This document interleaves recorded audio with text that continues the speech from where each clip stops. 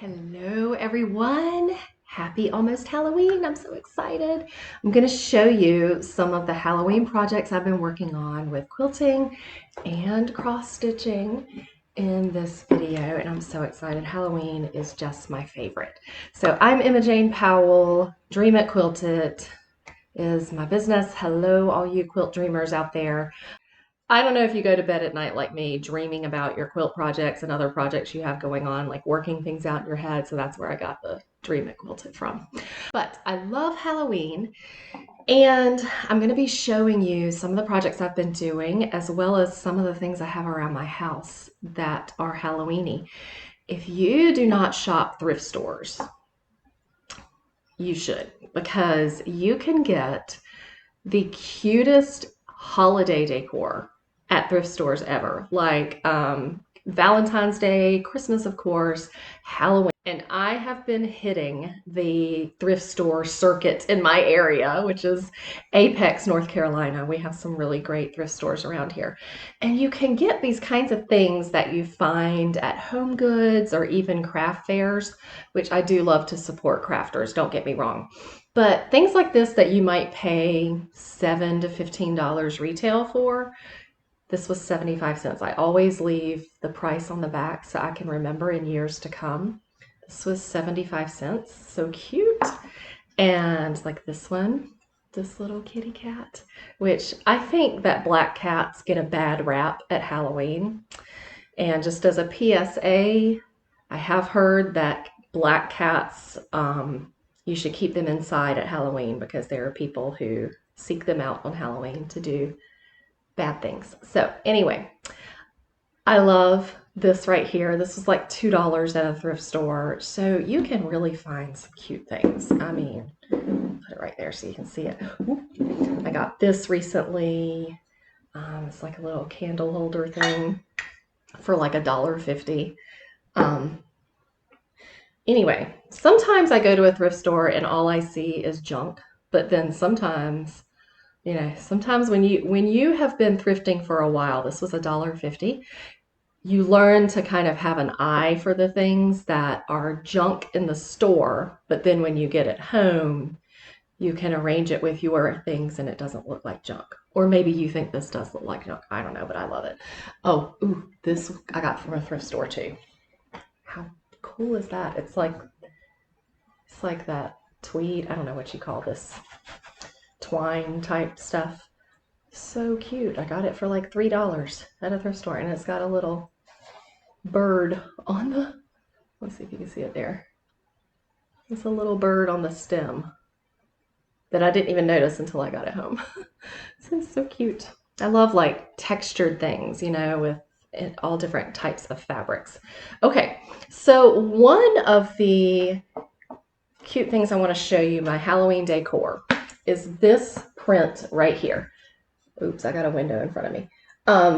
It is from an artist. Her name is Diane Phelan, and she does paintings, and all of her art has quilts in it. You see there's a quilt right there. So her art is really busy and colorful. That's her aesthetic. But she always puts some kind of quilt in it, and so that's what I love it. So oh, there's a quilt on the porch too, a Halloweeny quilt. I don't know if you guys can see this. I'm sorry for the glare. It's what it is. So look her up. She has really cool art, and she lives up in Pennsylvania, and I know that she does artist shows and crafts fairs, some up in that area, but you can buy her things online too. She is just so talented. So let me show you some of the projects that I've been doing for Halloween. I'm so excited about. Just love them. Well, this is one that I did a long time ago. Not a long time, like 2-3 years ago. Oh, actually, I just looked at at the date on the back when it was framed, not 2 or 3 years ago. This was done in 2012. So as you age, things that you think were just 2 or 3 years ago end up being a lot longer ago than you thought. And this was from a pattern from the sunflower seed, and it's called Halloween Kitty. So cute. And I love like these little cross stitch things because they don't take very long to make. But I love the font on this one, and just kind of whimsical Halloween stuff. So that one was really cute. Yep, 2012. The year my ex-husband left me for a stripper, but I digress, right? Okay, the other thing I have, oh my gosh, this is so cool. This is from a pattern from Waxing Moon Designs, and it's called Witching Hour. And if I can find it online, I'll link to it below in the notes, so look for that. But what I did was I made the actual cross stitch piece. This is like an orange and yellow and black variegated thread. And I didn't like that because some of it's kind of hard to see. So I did it in a dark purple, probably a Weeks Dye Works, and I did this a while ago too. But not 12 years ago. I find that though I love getting things framed. I mean, this frame was really cool. It's expensive, is it not? It is really expensive to get things framed. So sometimes I like to work out quilted things around it. And this one is like, it's got batting behind it. And I did quilt some of it, like the tree here. And I just made this up. I don't have a pattern for it. I used EQ7 at the time program to kind of work out the tree. And maybe I did that with this too. But this textured fabric is from one of those old hippie boho skirts that I had. And it started getting ripped and torn, and but the fabric's really cool. So I saved the fabric from the skirt, and I've used it in a lot of different projects, and it worked really well in this one. And then I had these buttons that I got and found some other like brooches and things like that at various thrift and antique stores. I ordered this one off Etsy. How cute are those little pumpkins? Yes. And just kind of decorated everything. I can't even get it low enough for the computer for you to see. Right there. Isn't that a cool? I think I got ordered that off Etsy too. And just put that around the piece. And then I got this from a thrift store, and I used like chalk paint and distressed it. And this is what it looks like. Don't look at the back. Don't look at the back. Right? I put it over foam. I put the batting over foam core board and then taped it behind it. I added these pieces and stuck it into the frame. And this hangs in my foyer. Isn't that cute? I love this piece. I love how it's so kind of scrappy, you know?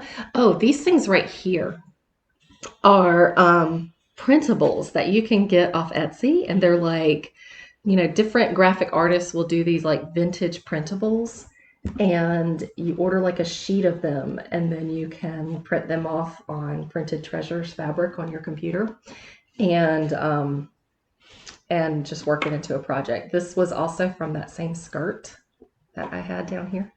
So it has all different kinds of fabric in that skirt. This was one too. So super fun. Loved this project. And just really fun that I made it so scrappy, and actually did a painted project that looks decent and not like my 4-year-old did it. So yeah, every now and again I surprise myself. Okay, so that one's really fun. I hope that inspires you. So the other thing that I designed is this Halloween coffin quilt that I can't wait to show you. And I'm going to show you how I did it here in this video, because I haven't written out the pattern for it yet, because patterns are, for me, painstaking and hard. Like, it takes me a long time to write them. But I have my mother, who's also a quilter.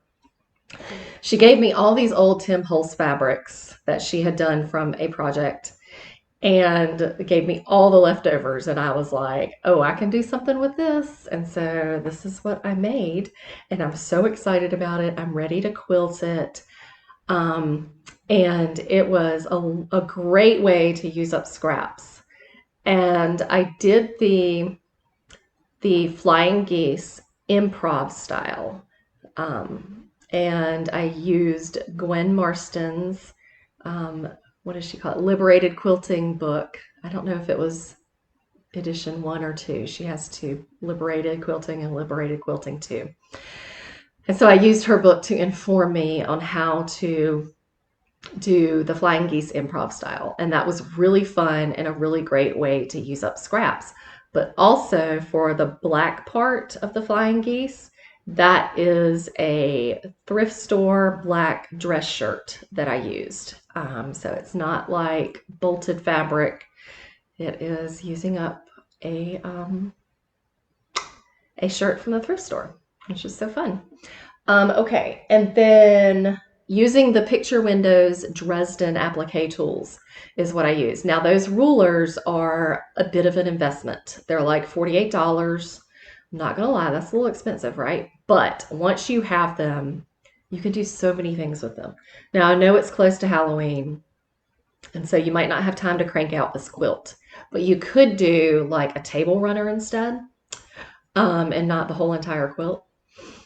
But anyway, I'm going to show you how I did it for free, and you don't even have to buy the pattern, right?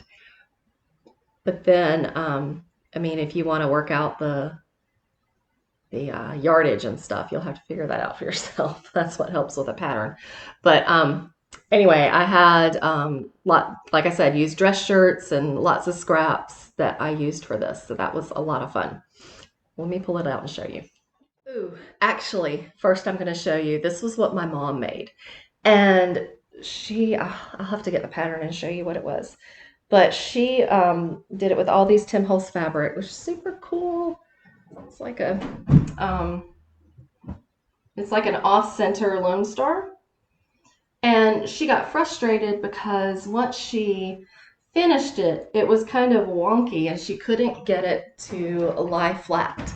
So if you have any suggestions for how to get like things on the bias like this to lie flat, let me know, because she was unhappy with it and very frustrated with it. And I said, give it to me.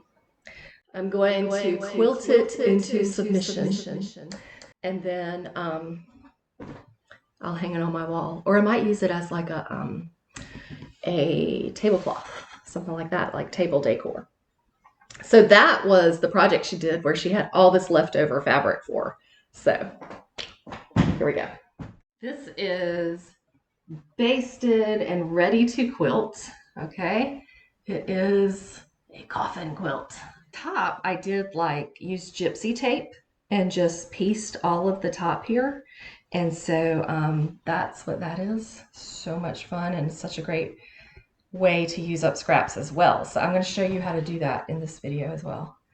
But so the Picture Windows Dresden tools are what I use to make this, like this hexagon shape. It comes with the accessory pack and then the blades, and you just trim off the top and fold it under.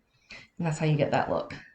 So, but if you didn't want to do this coffin style, not everyone loves Halloween like I do, you could do, think about like Christmas, or other one I'm doing is with a super cute dog and cat fabric, also from my mom. She used to rescue dogs and cats, and so she went through a phase of getting all this dog and cat fabric, and she has a huge container of it that she gave to me, and she was like, just do something with it. So I've had it for a couple of years, and now I'm starting to make first a cat quilt like this, just not coffins, like it's an actual, let me just go get it, okay? So this is what I'm doing with the dog and cat fabric. All right, so she had a whole bunch of yardage of this one, the paw print fabric. And so I was able to use this for all of the backgrounds for the whole quilt. It's like 32 of them. And I decided to make this a little wider than this one. This one is 5 inches wide, and this one is 6 inches wide, because when I did it 5 inches wide, it kind of got really close to the side of the Dresden here. And so I wanted it to have a little bit more room. So this is the updated version. So these then would also be 6 inches wide and also done improv style. And so that's the back. So I did the Dresden and then top stitched it on. That's how you do that. And you can use all kinds of novelty fabrics. So that's a kitty cat playing with a ruler, little tape measure thing. And then this one is another fabric. So I am having a lot of fun with this one because this is so whimsical. So I was thinking about doing a dog and cat quilt. And then I thought, well, a lot of people just like cats and a lot of people just like dogs. So I'm doing a cat quilt first, and then I have enough for a dog quilt. And then I will probably have enough for a dog and cat quilt after that. Now, so this is so much fun. Look at all these fabrics. So my mom loves these like bright colors, and working with these like bright primary colors is so much fun. Look at the cute little mice. So that's what I'm working on, and let me show you how I do both the Dresden part and the flying geese, the improv flying geese, and then I'm also going to show you how I did the Gypsy Tape border, where I just kind of used all these tiny little scraps, and it looks so fun. What I'm trying to decide now is what color thread I'm going to use to quilt this. And I'm just going to do straight line quilting because I ain't got a lot of time for this right now. Okay, so let me get to the instructional part of this video. Here's what we're going for. These were background strips that I bought off of some lady was getting rid of all of her fabric, her quilting fabric. She was going to focus on painting instead of quilting. So I went to her house. I got all this leftover fabric from some project she had done. So this was already cut out. So I decided to use this. It's 5 inches wide as my width for the coffins. The coffins, aka Dresden blades, are going to be top stitched right onto this. Let me pull it up really close so you can see it.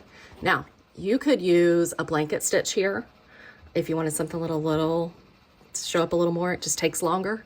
I just used a thicker thread, like it's probably a 40 or 30 weight thread, so that it would pop, and just top stitched it down like 1/8 of an inch. Okay, so what you start with is the Dresden with the raw edges here.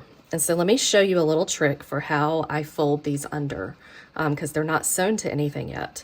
So this is a trick I learned when I was first quilting, gosh, probably about 30 years ago. I took an applique class. This is starch.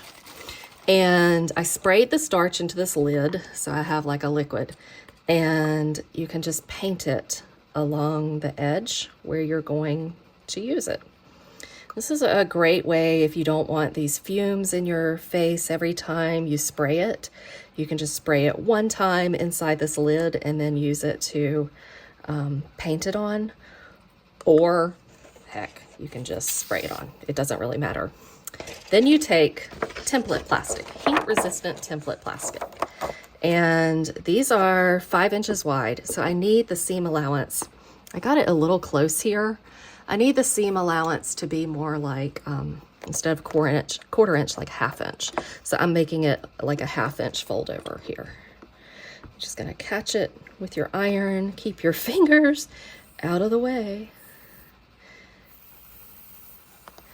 And fold it over. You can hear that starch sizzling as it dries. Okay, so I've done that side, and now I'm gonna flip it over and do the other side. Now I have had this template plastic, y'all, for like, oh my gosh, probably as long ago as I took that class, because I don't do a lot of applique. I'm starting to now.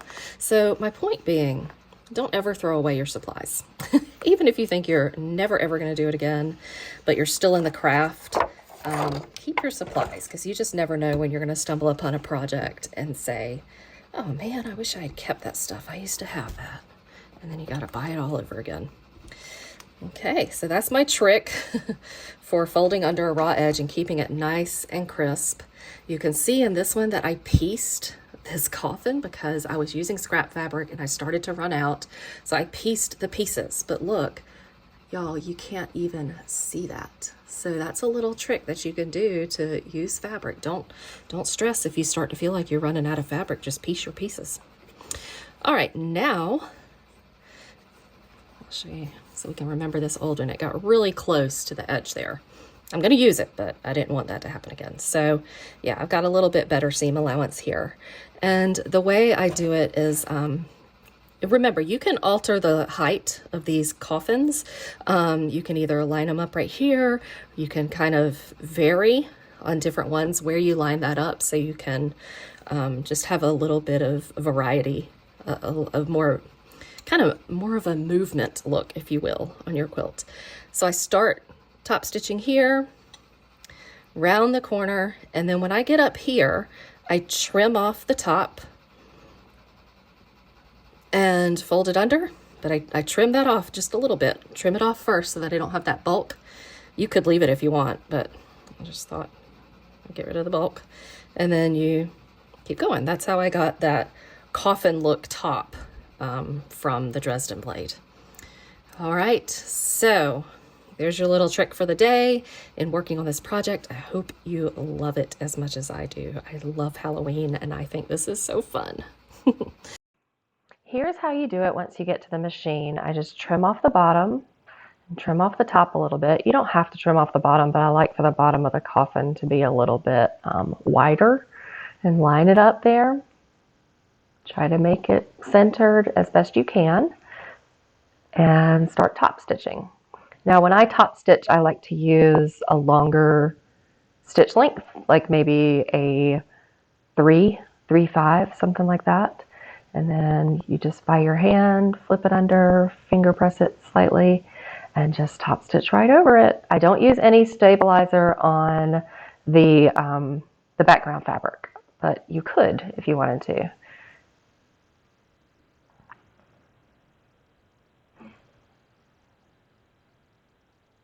And there you have it. So cute. Don't you love that? Oh my gosh, I love it so much. So here I want to demo for you how I do the scrappy border with the Gypsy tape. And I just pick out little scraps. And this is a 5-inch, this is the 5-inch roll of Gypsy tape. It comes in 25 yard, I think it's 25 yards. And the stuff is not cheap. So, you know, it is, I remember it being quite pricey. I don't remember how much exactly, but so you just kind of piece it as you go along. I find my little pieces that I have left over from the flying geese blocks, and I just kind of audition them like I'm doing right there. And then once I get a piece that works, I stitch it on. And then I just work through it as I add on to it. Now, if I were using a narrower tape, like they make it, I think, in 2.5-inch strips, it's easier to kind of build the sections on the tape. But because this is so wide, some of the sections, like the one next to this, to the left of this jack-o'-lantern fabric, I piece it before I attach it to the Gypsy tape. So I might go ahead and make like a few half square triangles, or just stitch together like a little vertical row. And then I will go and add it to the Gypsy tape after that. Because it's so thick, you can't always just build it. See, I already built that piece separately. And so I would just trim the bulk out of it and sew it in a straight line down right next to it. I'm kind of auditioning which way I want it to go.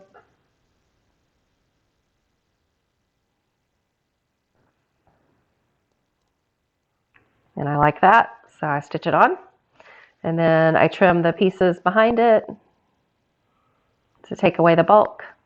And then I'm going to take it to the ironing board and iron it flat. So that is how I work this out, right there at the machine. And it is so fun. It's such a great way to get rid of little scraps. I love it. So don't use any moisture in your iron. That is one thing you have to know, is that the Gypsy tape dissolves with water. So make sure you have a dry iron and a Taylor clapper. These things are amazing for you know, keeping those, what you iron flat. You iron and then you put the tailor clapper over it for a few seconds and it will keep it flat. I go back over to my machine and I build more onto it. Now I get up and down going back and forth to my ironing board because I like to give myself opportunities to move when I sew because sewing can be a very sedentary craft. And so I don't always like to have an iron right next to me when I sew. I like to force myself to get up and move a little bit and stretch. So here I am just working out some of the extra pieces and building onto the Gypsy tape.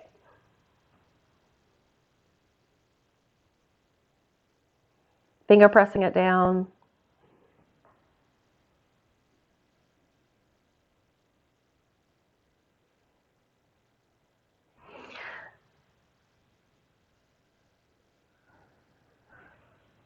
Now this piece that I did, I stripped together or pieced together a lot of strips and made it horizontal. So I'm going to piece that on there. I'm going to stitch it on there. And then what I'm going to do is cut it down when I add onto it because I don't want it to be quite that wide. So you can do that while you are working on this if you want to.